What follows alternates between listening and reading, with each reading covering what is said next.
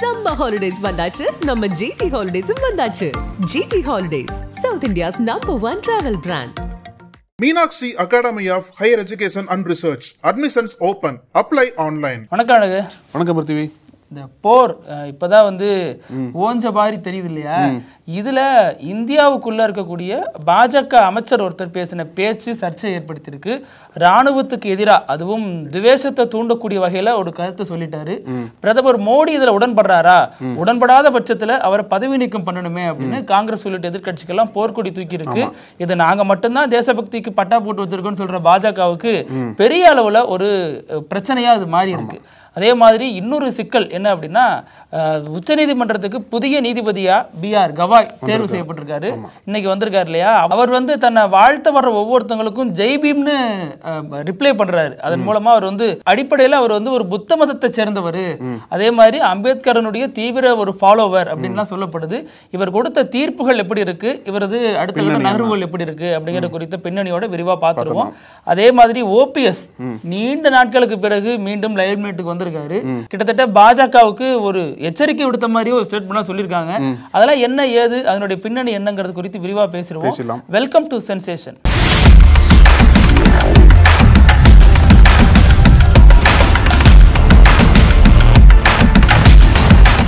இன்னைக்கு இந்திய உச்சநீதிமன்றத்திற்கு 52வது தலைமை நீதிபதியா BR கவாய் பதவியேற்றிருக்காங்க. இன்னைக்கு அவங்களுக்கு ஜனாதிபதி திரௌபதி முர்மு பதவி பிரமாணம் செஞ்சு வச்சாங்க. இது என்ன ஒரு மிக முக்கியமான விஷயம் கவனிக்கணும் அப்படின்னா, BR கவாய் புத்த மதத்தை தழுவியவர். அதன் மூலியமா இந்தியாவுக்கு புத்த மதத்திலிருந்து வரக்கூடிய முதல் தலைமை நீதிபதி BR கவாய் தான். இதுலயே ஒரு பெரிய வரலாறு அவர் படைச்சிருக்காரு. இவர் வரக்கூடிய நவம்பர் மாதம் வரைக்கும் பதவியில் இருப்பாங்கன்னு சொல்றாங்க. அதுக்கப்புறம் தான் இன்னொரு மிகப்பெரிய வரலாறு இருக்கு. BR கவாய்க்கு அப்புறம் BV நாகரத்னா அடுத்த உச்சநீதிமன்ற தலைமை நீதிபதியா வர போறாங்க. அவங்க முதல் பெண்மணி, இந்தியாவோட தலைமை நீதிபதியா வரக்கூடிய முதல் பெண்மணி அவங்க தான். சோ இதுக்கப்புறம் உச்சநீதிமன்றத்துல தொடர்ந்து பல வரலாறுகள் படைக்க இருக்கு. சீமான் வழக்கு, அந்த சர்ச்சை, இந்த நடிகை குறித்த வழக்கு எல்லாம் விசாரிச்சது BV நாகரத்னா தானே விசாரிச்சாங்க. ஆமா. ஸோ அந்த ஒரு செய்தியும் அடிப்படுது. இப்போ BR கவாய் மீது எந்த அளவு கவனம் இருக்கோ அதே கவனம் நாகரத்னா மேலேயும் விழுந்திருக்குன்னு சொல்லும். BR கவாய் பத்தி பேசணும் அப்படின்னா, அடிப்படையில் இவர் ஒரு காங்கிரஸ் பின்புலத்தை சேர்ந்தவர். அதாவது அவங்க தந்தையாகட்டும் சகோதரராகட்டும் எல்லாருமே காங்கிரஸோட டைரக்டா கட்சியில் இல்லாட்டினாலும் காங்கிரஸோட சப்போர்ட், காங்கிரஸோட கான்டாக்ட் அவங்களுக்கு தொடர்ந்து இருக்கு. அவங்க அப்பா காங்கிரஸோட ஆதரவு மூலியமா MLA நின்றுருக்காரு, MP ஆயிருக்காரு. அது மட்டும் இல்லாம பீகாருக்கும் கேரளாவுக்கும் ஆளுநராக செயல்பட்டு இருக்காரு அவங்க அப்பா. அந்த அளவிற்கு ஒரு நீண்ட நெடிய அரசியல் பின்புலம் கொண்ட குடும்பம் தான் BR கவாயோட குடும்பம். அவர் கொடுத்த தீர்ப்பு என்பது இப்போ மீண்டும் ஒரு பெரிய பேசு பொருளா மாறி இருக்கு. ஏன்னா எப்பெல்லாம் ஒரு நீதிபதி தலைமை நீதிபதியா வராரோ அவரோட செயல்பாடு என்பது எப்படி கணிக்கப்படும் அப்படின்னா, அவர் முன்னாடி கொடுத்த தீர்ப்புகள் வச்சுதான் செயல்பாடு கணிப்பாங்க. அந்த மாதிரி இருக்கிற சமயத்துல இவரு கொடுத்த தீர்ப்புகளும் இப்போ கவனிக்கப்படுது. குறிப்பா சொல்லணும் அப்படின்னா, 2019ஆம் ஆண்டு ஒரு உச்ச நீதிமன்றத்துக்கு நீதிபதியா வர்றார். 2005ஆம் ஆண்டு மும்பை ஹைகோர்ட்டோட நீதிபதியா ஆகிறாரு. அப்புறம் 14 ஆண்டுகள் கழித்து உச்சநீதிமன்றத்திற்கு வராரு. வந்த உடனே பல முக்கியமான நிகழ்வுகள்ல இவரோட பங்களிப்பு இருந்திருக்கு. குறிப்பா சொல்லணும் அப்படின்னா, டிமானிட்டைசேஷன், பண மதிப்பிழப்பு, அதுக்கு ஆதரவா ஒரு தீர்ப்பு கொடுத்திருக்காரு. அப்புறம் ஆர்டிகல் 370 ரிவோக் பண்ணது கூட மத்திய அரசுக்கு ஆதரவா நின்றுருக்காரு. அது மட்டும் இல்லாம பாஜகவுக்கு எதிராகவும் பல முக்கியமான வழக்குகளை தீர்ப்பு கொடுத்திருக்காரு. குறிப்பா சொல்லணும் அப்படின்னா, அந்த எலக்டோரல் பாண்ட்ஸ், தேர்தல் பத்திரம், இந்த தேர்தல் பத்திரம் அரசியலமைப்புக்கு எதிரானது, சட்ட விரோதமானதுன்னு சொல்லிட்டு ஒரு அமர்வு தீர்ப்பு கொடுத்தாங்க இல்லையா? அந்த அமர்வுல இவரு ஒரு நீதிபதியா இருந்திருக்காரு. அது மட்டும் இல்லாம இன்னொரு முக்கியமான விஷயம், அந்த நார்த் இந்தியால பாஜக மாநிலங்கள்ல ஒரு மிக முக்கியமான முன்னெடுப்பு என்ன பண்ணாங்க அப்படின்னா, அந்த புல்டோசரை வச்சு குற்றம் பண்ணவங்களோட வீடுகளை இடிக்கிறது, புல்டோசர் பாபெல்லாம் அப்படிலாம் கூப்பிட்டாங்க இல்லையா? அதுவும் குறிப்பா இஸ்லாமியர்களோட வீடை குறி வச்சு இடிக்கிறது, அவங்களோட சொத்துக்களை சேதப்படுத்துறதுன்னு சொல்லிட்டு அங்க பாஜக அரசு ஒரு சர்ச்சைக்குரிய வகையில செயல்பட்டு இருந்தாங்க.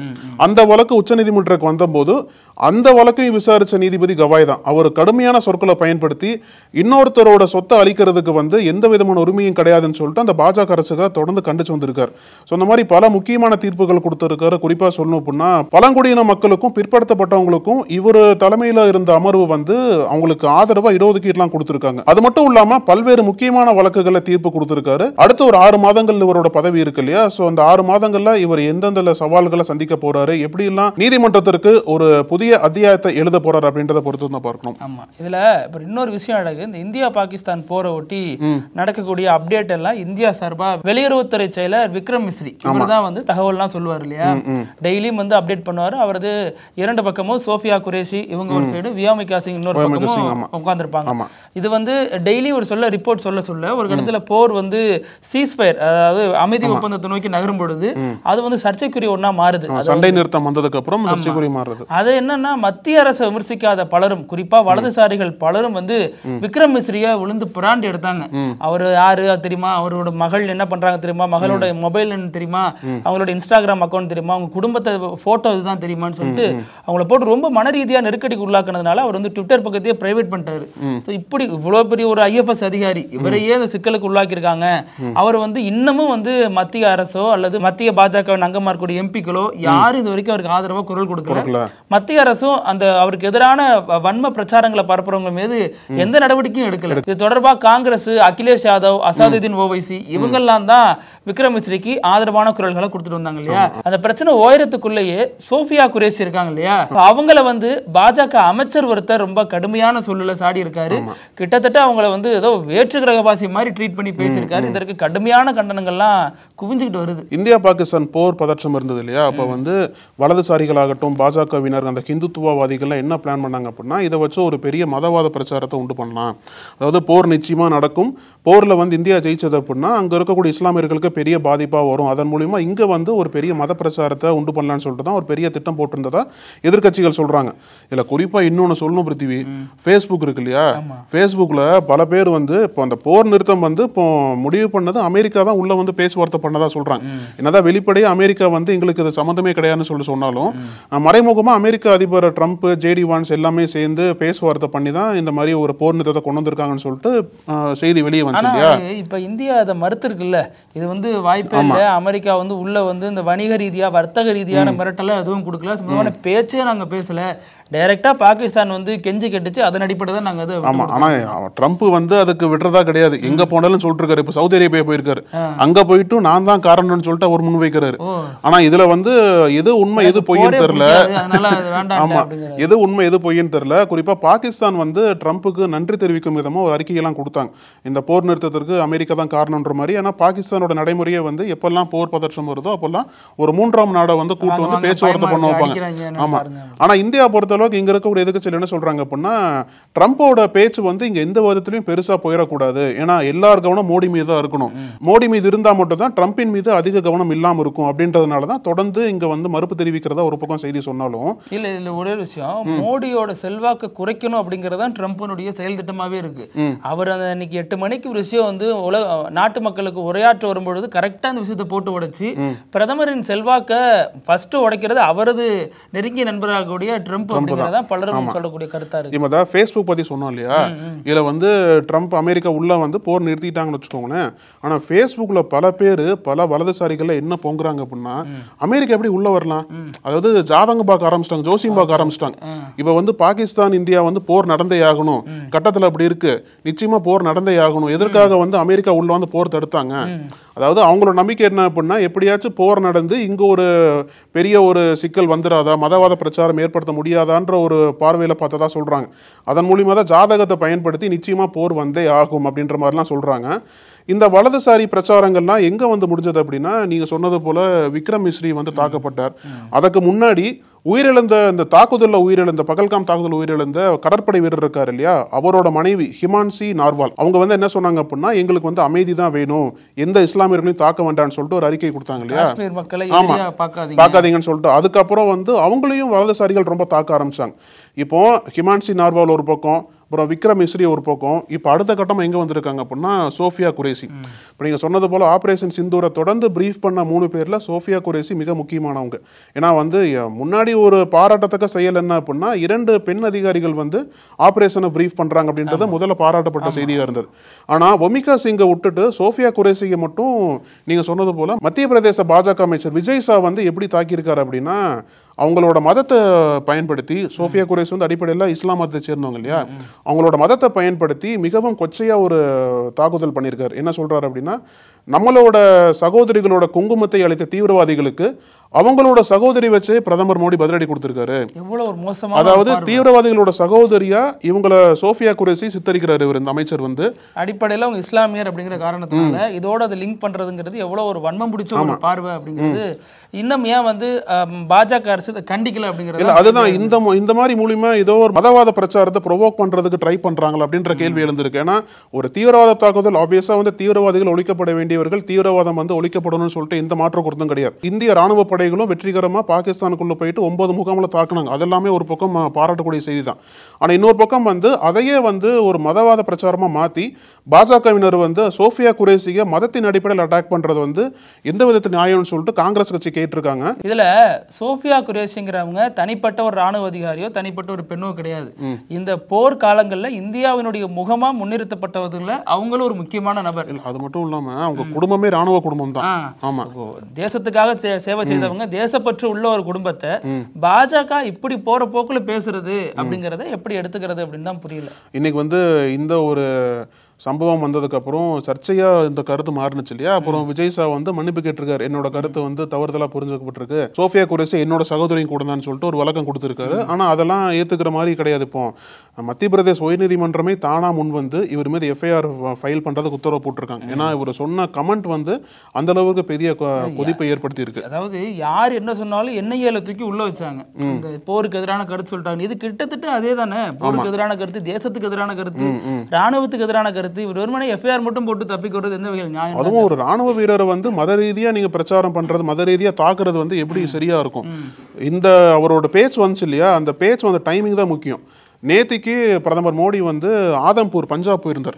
ஆதம்பூர் விமானப்படை வீரர்கள் மத்தியில் பேச்சு நிகழ்த்துறாரு. ஏன்னா அந்த பஞ்சாப் ஆதம்பூர் விமான வீரர்கள் தான் இந்த இந்தியா பாகிஸ்தான் போர் பதற்றம் இருந்த சமயத்தில் முக்கிய பங்காற்றினவங்க. அங்கிருந்து தான் வந்து போர் வீரர்கள்லாம் பாகிஸ்தானுக்கு பதிலடி கொடுத்ததா ஒரு பேச்சு இருக்கு இல்லையா. அப்படி பார்க்கும்போது அவங்கள வந்து கௌரவிக்கும் வகையில், அவங்கள பாராட்டும் வகையில் பிரதமர் மோடி அங்கே போயிட்டு அவர்கள் மத்தியில் ஒரே நிகழ்த்துறாரு. பல பேச்சுகள் அங்கே வந்து பேசுறாரு. இந்த மாதிரி அணு ஆயுதத்தை வச்சு எங்களால் இனிமேல் மிரட்ட முடியாது, நீங்க என்னதான் மிரட்டினாலும் நாங்கள் உரிய பதிலடி கொடுப்போம் அப்படின்னு அவங்களை கொண்டாடும் விதமா ஒரு பெரிய உரையை வந்து மோடி நிகழ்த்துறார். ஆனா அதே சமயத்துல அதே பாஜகவை சேர்ந்த ஒரு மாநில அமைச்சர் வந்து பெண் ராணுவ அதிகாரிக்கு எதிராக இப்படி ஒரு கொச்சையான பேச்சு பேசினது நாடு முழுக்க பெரிய வைரலா போயிருக்குன்னு தான் சொன்னோம். ஆமா. அப்புறம் இன்னொன்னு வந்து நீண்ட காலமா விவாதத்துக்குரிய ஒன்னா மாறிட்டு இருக்கிறது பிரதமர் பதவி. இதுல வந்து மோடி நீடிப்பாரா நீடிக்க மாட்டாரா அப்படின்னு ஒரு கேள்வி வந்து RSSக்குள்ளேயும் பாஜகக்குள்ளேயும் தொடர்ந்து எழுப்பப்பட்டே வருது. அதுக்கு காரணம் அவருடைய வயது. இந்த வயதை தாண்டிட்டா அதில் பொறுப்புல வச்சுக்க மாட்டாங்க, RSSல அதுக்கு இடம் இல்லை அப்படிலாம் சொல்லப்பட்ட நேரத்தில் RSS கூடலாம் போய் பிரதமர் மோடி அலுவலகம் போனாரு. அங்கிருந்த தலைவர் வந்து பிரதமரை வந்து சந்திச்சாரு போர்க்காலங்கள்ல. இப்படி பல இரண்டு தரப்புக்கு இடையிலான ஒற்றுமையான முன்னகர்வுகள் பல தென்பட்டுச்சு. ஆனா மீண்டும் வந்து பிரதமர் மோடி வந்து நீண்ட காலம் அந்த பதவியில் இருக்க மாட்டாரு, இன்னும் 10 நாள் அல்லது 20 நாள் தான் இருப்பாரு அப்படின்னு சொல்லிட்டு மோடியோட நெருங்கிய நண்பரா முன்னாடி இருந்த சுப்பிரமணிய சாமியே கருத்து சொல்லியிருக்காரு. இது வந்து இவர் கருத்து வழக்கம் போல இது ஒண்ணுப்பா அப்படின்னு தள்ளிட்டு போறதா, அல்லது நெருப்பு இல்லாம புகையாது ஏதோ ஒண்ணு இருக்கிறதுனாலதான் இந்த கருத்தை அவர் தொடர்ந்து வலியுறுத்திட்டே வராரு அப்படின்னு பாக்குறதான்னு புரிய மாட்டேங்குது. ஆனா பிருத்திவி, இதுல சுப்பிரமணிய சுவாமிக்கு அப்படி என்னதான் மோடி மீது கோபம் தெரியல. ஒவ்வொரு கருத்தா வந்து பட்டாசா வெடிச்சிட்டு இருக்காரு. மோடிக்கு எதிராக ஓப்பனா போட்டு அடிக்கிறாரு. இதுல மட்டும் இல்ல, சைனா வந்து அந்த நார்த் ஈஸ்ட் ஸ்டேட்ஸ்ல வந்து குறிப்பா அருணாச்சல பிரதேஷ்குள்ள நுழைஞ்சாங்கல்ல, நுழைஞ்சு கிராமத்தையே வந்து அவங்க சைனா மொழியெல்லாம் வச்சாங்க இல்லையா, பேர் வச்சாங்க இல்லையா. அப்ப கூட மோடி வந்து சீனாக்கான தூதரா போயிடலாம்னு சொல்லிட்டு ஒரு அடி அடிச்சாரு. அப்புறம் நீங்க சொன்னது போல அந்த ஏஜ் ஃபேக்டர் 75 வயசுக்கு தாண்டிட்டாங்க அப்படின்னா RSSல யாரும் பதவியில் இருக்க மாட்டாங்கன்னு சொல்லிட்டு ஏஜ் ஃபேக்டர் முன்னாடி வச்சு மோடி வந்து இந்த ஆண்டு செப்டம்பர்ல 75 வயசு ஆக போது அவருக்கு. அதனால மீண்டும் ஒரு புதிய பிரதமர் வரப்போறாரு அப்படின்ற பேச்செல்லாம் பேசினாரு. இப்ப சுப்பிரமணிய சுவாமி என்ன சொல்றாரு அப்படின்னா, இன்னும் 10 நாள்ல பிரதமர் மோடி வந்து அவரோட பதவி நீட்டிப்பாரான்னு தெரியாது. ஏன்னா அந்த இந்தியா பாகிஸ்தான் பதற்றத்துல அமெரிக்காவை உள்ள கொண்டு வந்து பெரிய தப்பு பண்ணிட்டாரு. அது மட்டும் இல்லாம இன்னும் 10 நாள் அவரோட பேரே கெட்டுரும். இந்த பகல்காம் தாக்குதல்ல சம்பந்தப்பட்ட தீவிரவாதிகளை இந்தியாவால பிடிக்கவே முடியல அப்படின்ற பல குற்றச்சாட்டுகள் அடுக்கிக்கிட்டே போறாரு சுப்பிரமணிய சுவாமி. இவ்வளவு பேசி அவர் மீது எந்த நடவடிக்கையும் எடுக்காம இருக்கிறதா புரியாது. ஆமா, எப்பவுமே நடவடிக்கை எடுக்க மாட்டாங்க. இவர் பேச நிறுத்த மாட்டார், அவங்க நடவடிக்கை எடுக்க மாட்டாங்க. ஆமா. அப்புறம் இன்னொன்னு அடகு, நீண்ட காலமாக போராடிக்கிட்டே வராரு OPS. தமிழ்நாட்டு அரசியல்ல எப்படியாச்சும் ஒரு இடம் நமக்கு கிடைச்சிடும், அதிமுகல இணைத்துக் கொள்ளுங்கன்னு எவ்வளவோ முயற்சி பண்ணியும் அது எடப்பாடி ரொம்ப உறுதியா தவிர்த்துட்டாரு. பாஜக கூட்டணியில உரிய முக்கியத்துவம் கிடைக்கும் அப்படின்னு பார்த்தா அங்கேயும் அதுக்கான இது இல்ல. அமித்ஷா வராரு, பிரதமர் வராரு, யாருமே அவரை சந்திக்க நேரம் ஒதுக்கல. சோ இப்படி பல நெருக்கடியில் இருக்கிறப்ப விஜய் கட்சியோட இணைய போறாரு. அங்க வந்து ஒரு புதுசா ஒரு கட்சி ஆரம்பிச்சிருக்காங்க. ஏற்கனவே ஒரு தொண்டர் வந்து எம்ஜிஆர் அதிமுக கட்சி ஆரம்பிச்சிருக்காரு. அந்த கட்சியை தலைமையேற்று நடத்தி அதன் மூலமா விஜயோட கூட்டணி வச்சு மீண்டும் லைன்மேட்டுக்கு வராரு. இப்படி பல விஷயங்கள் சொல்லப்பட்டுச்சு இல்லையா. இதுல இப்ப மறுபடியும் ராயப்பேட்டை, அதாவது அதிமுக தலைமை அலுவலகம் இருக்கக்கூடிய இடத்துல ஓபிஎஸ் தனது ஆதரவாளர்களோட ஒரு ஆலோசனை கூட்டத்தை நடத்தியிருக்காரு. இல்ல அதிமுக தலைமை அலுவலகத்தை நடத்த முடியாது, அங்க நடத்த அந்த ஏரியால இருக்கக்கூடிய ஒரு நட்சத்திர ஹோட்டல் நடத்தியிருக்காரு. ஆமா, இடையில தான் அவர் வந்து நிறைய யாகங்கள்லாம் பண்ணாரு, அரசியல்ல ஜெயிக்கணும் அப்படிங்கிறதுக்காக நிறைய யாகங்கள்லாம் பண்ணாரு இல்லையா. அதை முடிச்சுட்டு வேகமா வந்து இதையும் ஆலோசனை நடத்திருக்காரு. அதுல வைத்தியலிங்கம் உள்ளிட்டோர்லாம் கொந்தளிச்சிருக்காங்க. நம்ம வந்து பிஜேபி நமக்கு உரிய மதிப்பு தரல, மதிப்பு தராத இடத்துல நம்மளுடைய வேல்யூ என்னங்கிறத உங்களுக்கு புரிய வைக்கணும் அப்படிங்கிறவங்க எல்லாம் பேசியிருக்காங்க. இப்பதான் 100 கோடி ரூபாய்க்கு வந்து ரைட் அடிச்சுட்டு போனாங்க, மறந்துட்டீங்களா அப்படின்னு கட்சியில இருந்த அடுத்த மட்டத்தில் இருக்கக்கூடிய நபர்களே கேட்டதெல்லாம் அங்க நடந்திருக்கு. இன்னைக்கு அந்த ஆபரேஷன் சிந்தூர் பத்தி பேசணும் இல்லையா. தமிழக பாஜகவினருக்கு வந்து மூவர்ண கொடியை ஏந்தி ஆபரேஷன் சிந்தூர் வெற்றி பெற்றுச்சு அப்படின்ற அடையாளமா நயினார் தலைமையில இன்னைக்கு வந்து ஒரு பேரணி சென்னையில் போயிட்டு இருக்காங்க. ஸோ இப்போ வந்து மறுபடியும் ஓபிஎஸ் பற்றி பேசும்போது பாஜக அவரை முழுசாக கைகளை விட்டாங்கன்னு சொல்லிட்டு முன்னாடி நம்ம நிறைய இடத்துல பேசியிருக்கோம். ஏன்னா நயினா நாகேந்திரன் உள்ள கொண்டு வரும்போது ஓபிஎஸ்க்கான முடிவு காலம் வந்துருச்சுன்னு சொல்லிட்டு பேசினாங்க இல்லையா. ஆமாம், ஏன்னா டிடிவி தினகரனுமே அதனால தான் முந்திட்டு போய் ஒரு தொகுதிக்கு வேட்பாளர் அறிவிச்சார். அதே மாதிரி ஓபிஎஸ்க்கும் அந்த நிலைமை வந்துடும் சொல்கிறாங்க. இப்போ அதிமுக பாஜக கூட்டணி உறுதியானதுக்கு அப்புறமே இவங்களோட எதிர்காலம் எப்படி இருக்க போகுது. ஓபிஎஸ் டீமை சேர்ந்தவங்க என்ன சொல்றாங்க அப்படின்னா 2026 அதிமுக இன்னும் ஜெயிக்கணும் அப்படின்னா எல்லாரும் இணைந்து வந்தா மட்டும்தான் முடியும். அதுக்கு சசிகலா தினகரன் எல்லாம் சேர்ந்து வந்தா மட்டும்தான் அதிமுக மீண்டும் ஜெயிக்க முடியும். இப்படியே பிரிஞ்சிருந்தது அப்படின்னா மீண்டும் தோல்விதான் வரும். ஏன்னா இந்த அதிமுகக்குள்ளேயே பல சிக்கல்கள் இருக்கிறதுனால தொடர்ந்து 10 தேர்தலாக தோத்துட்டு வரோம் அப்படின்ற மாதிரி பல கருத்துக்களை பேசிட்டே வந்தாங்க. இப்போ இவங்களுக்கான அந்த இடஒதுக்கீடு எப்படி இருக்குன்னு கேட்கும்போது தான் என்ன சொன்னாங்க அப்படின்னா அதிமுக பாஜகவுக்கு சில இடங்களை கொடுப்பாங்க இல்லையா, அந்த இடங்கள்ல பாஜக விருப்பப்பட்டு ஓபிஎஸ்க்கும் தினகரனுக்கும் இடங்கள் கொடுப்பாங்கன்னு பேசப்பட்டது. ஆனா அப்பவே வந்து எடப்பாடி ஒரு பெரிய முட்டுக்கட்டையை போட்டார். என்ன அப்படின்னா எங்களோட கட்சிக்குள்ள பாஜக தலையிடக்கூடாது, ஓபிஎஸ் பத்தி பேசக்கூடாது, தினகரன் பத்தி பேசக்கூடாது அப்படின்ற சமயத்துல பாஜகவும் முடிவுக்கு வந்துட்டாங்க. சரி நமக்கு வந்து அதிமுக ஃபுல்லா சப்போர்ட் பண்றாங்க அப்படி இருக்கிற சமயத்துல அவங்கள டிஸ்டர்ப் பண்ற விதமா அவங்களுக்கு எதிராக நம்ம எந்த இதுவும் பண்ணக்கூடாதுன்னு சொல்லிட்டு தான் ஓபிஎஸ்ஸையும் தினகரனையும் வந்து கழட்டி விட்டதா அரசியலில் பேசப்பட்டது. இப்போ அதோட நீட்சியாக தான் இன்னைக்கு வந்து அடுத்த கட்ட நகர்வா நம்ம என்ன பண்ணணும் அப்படின்ற பேச்சுவார்த்தை வந்து அந்த ஓபிஎஸ் தொண்டர் மீட்பு குழு இருக்காங்க இல்லையா, அவங்கள வச்சு ஓபிஎஸ் இன்னைக்கு பேசியிருக்காரு. குறிப்பா வந்து இன்னைக்கும் நாளைக்கும் அந்த கூட்டம் நடக்க போகுது சென்னையில். அதுக்கப்புறம் நாளைக்கு வந்து ஓபிஎஸ் வந்து ரிப்போர்ட்டர்ஸை சந்திச்சு அவரோட முடிவு அறிவிக்க போறார். நம்மளோட நகர்வு அப்படி அடுத்து என்னவா இருக்கும், அடுத்து வரக்கூடிய தேர்தலில் எப்படி நம்ம போட்டி போடணும்னு சொல்லிட்டு பல முக்கியமான முடிவுகளை எடுத்ததுக்கு அப்புறம் நாளைக்கு அறிவிக்க போறாரு. ஆனா இன்னைக்கு என்ன சொல்றாங்க அப்படின்னா அதிமுக பாஜக கூட்டணியால எங்களை தவிர்க்க முடியாது அப்படின்ற கருத்தை வந்து அவங்க ஓங்கி வைக்கிறாங்க. அப்புறம் நம்ம நிகழ்ச்சியினுடைய இறுதி பகுதி இப்படி எல்லாமா நடக்கும் அப்படிங்கிறது. பங்களாதேஷை பொறுத்த வரைக்கும் பல அரசியல் நெருக்கடிகளுக்கு ஆளாயிட்டு வருது இல்லையா. இதுல ஒரு புகைப்படம் நேற்றிலிருந்து வெளியாகி ஒரு வாரத்துக்கு முன்னாடி நடந்த சம்பவம் சமீபத்தில் அந்த புகைப்படம் வெளியாகி பெரிய அளவுல வைரல் ஆயிடுச்சு. என்னன்னா ஒரு முதியவர் கட்டின கைலியோட சக்கர நாட்கள் அமர்ந்தபடி அந்த நாட்டை விட்டு தப்பிச்சு போறாரு அப்படிங்கிறதுக்கான ஒரு பொருள் சொல்ற மாதிரியான அந்த படம் வெளியானதுல இருந்து பெரிய அளவுல பங்களாதேஷ் ஃபுல்லா பரபரப்பாயிடுச்சு. ஏன்னா அவர் மேல ஒரு கொலை கேஸ் இருக்கு, இவர் வந்து எப்படி இவ்வளவு ஈஸியா தப்பி போனாரு அப்படின்னு பலரும் பேசப்பட்டாங்க. அவர் வந்து இவங்கெல்லாம் கொலையாளி அப்படின்னு சொல்லிட்டு இப்ப இடைக்கால பிரதமரா பதவியேற்ற யூனுஸ் சொல்லியிருக்காரு இல்லையா. ஆனாலும் அவர் வந்து 2 முறை பங்களாதேஷ ஆண்ட குடியரசுத் தலைவர் அதிபர் அந்த கேட்டகரியில் இருக்கிற நபர். அவர் ஏன் அப்படி ராத்திரியா லுங்கியை கட்டிட்டு சக்கர நாற்காலியில தப்பிச்சு போறாரு அப்படின்னு கேட்கப்படும் பொழுது என்ன சொல்லப்படுது அப்படின்னா அவர் வந்து ஏற்கனவே அவர் வந்து ஒரு கொலை வழக்கு, இந்த இடையில நடந்த கலவரத்துல அவர் மீது ஒரு கொலை வழக்கு இருக்கு. அது மட்டும் இல்லாம அவர் தான் அந்த அவாமி லீக் கட்சி இங்க நம்ம இந்தியாவுல தஞ்சம் பூந்திருக்காங்களே ஷேக் ஹசீனா, அவங்க கட்சியினுடைய தலைவராகவும் இருந்தவர், அவங்களுடைய நம்பிக்கைக்கு பாத்திரமான நபராகவும் அறியப்பட்டவங்க. சோ இப்படிப்பட்ட நேரத்துல இவர் தப்பிச்சு போறாருன்னா அது முதல்ல எப்படி ஏர்போர்ட் வழியா தான் முறைப்படி போயிருக்காரு, அது பேர் எப்படி தப்பிச்சு போறதாகும் அப்படின்னு இவர் சரப்பு தார்ந்தவங்க கேட்கறாங்க. அதே நேரம் அவாமி லீக் கட்சி பங்களாதேஷ்ல தடை செய்யப்பட்டுடுச்சு, அதனால ஒரு வழி இல்லாம உயிரை காப்பாத்திக்க தப்பிச்சு போயிட்டாரு அப்படின்னு சொல்றாங்க. இப்போ கடைசியா லேட்டஸ்டா என்ன சொல்லப்படுது அப்படின்னா அவர் தரப்புல உடல் நலிவு காரணமாக தாய்லாந்துக்கு ட்ரீட்மெண்ட்டுக்காக தான் போயிருக்காங்க, தப்பிச்சு எல்லாம் போல அப்படின்னு சொல்றாங்க. இருந்தாலும் இதுல பெரிய அளவுல அரசியல் சிக்கல் இருக்கு. முகமது யூனுஸ் இடைக்கால அரசுல இருக்கிற குளறுபடியை அது வெளிச்சம் போட்டு காட்டுது. இவங்க நினைக்கிற ஒண்ணு அங்க நடத்தவே முடியாது பங்களாதேஷ் பொறுத்த வரைக்கும் அப்படின்னு சொல்லப்படுது. என்ன இருந்தாலும் கைலியோட ஒரு முன்னாள் அதிபர் தப்பிச்சு போற வீடியோங்கிறது பெரிய அளவுல பேசுபொருளா மாறி இருக்கு. ஓகே பிரித்திவ், இன்னைக்கு நம்ம நிறைய விஷயங்கள் குறித்து பேசிட்டோம். நம்ம தொடர்ந்து பேசலாம். நன்றி. நன்றி அழகு. நக்கீரன் டிவிக்கு சப்ஸ்கிரைப் செய்யுங்கள். உங்கள் ஆதரவே எங்கள் பலம். ஆசிரியர்களுக்கு நண்பனாகவும் மாணவர்களுக்கு ஆசானாகவும் திகழும் தேர்வு வழிகாட்டி. ஒவ்வொரு பாடத்திற்கும் அனுபவமிக்க ஆசிரியர்களின் துல்லியமான தெளிவான விடைகள். CNC இருக்கு, தேர்வு பயம் எதற்கு? இது தீரன் பப்ளிஷிங் ஹவுஸ் விற்பனை வெளியீடு.